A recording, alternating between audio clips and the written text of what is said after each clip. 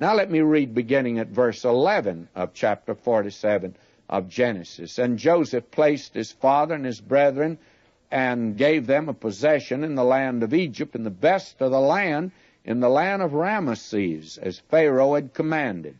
And that's the land of Goshen. And Joseph nourished his father and his brethren, all his father's household, with bread according to their families. There was no bread in all the land, for the famine was very sore, so that the land of Egypt and all the land of Canaan fainted by reason of the famine. Now, the reason these two lands are mentioned, they are the geographical locations that are involved in our story. But both places now are suffering. And had Jacob remained with his family in Canaan, he would have perished. But now in the land of Egypt, grain has been stored, but they're not producing it anymore.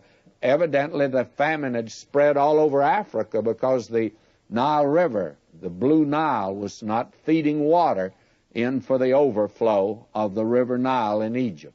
Verse 14, and Joseph gathered up all the money that was found in the land of Egypt and in the land of Canaan for the corn which they bought, and Joseph brought the money unto Pharaoh's house.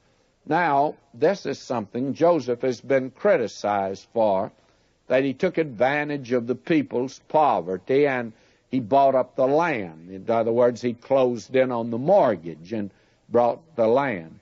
Well, I think that's an unfair criticism of him. To begin with, he's the agent of Pharaoh. He did none of this for himself. It didn't help him a bit.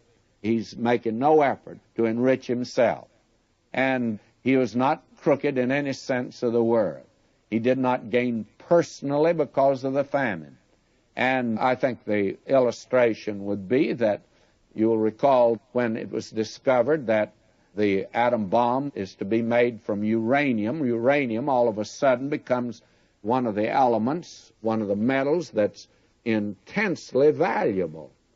And some men found that they had uranium in their property, especially over here in Arizona. Well, they were paid a handsome sum for it. Well, were they taking advantage of their government? I don't think so. The law of supply and demand took care of the price and the scarcity of the article and the demand for it.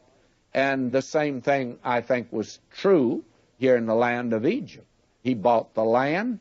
I'm sure that he got it at a good price. He bought it for Pharaoh, but it's the question of law of supply and demand, and he's actually enabling the people to live by furnishing them food. I think that Joseph stayed within the confines of the law of supply and demand.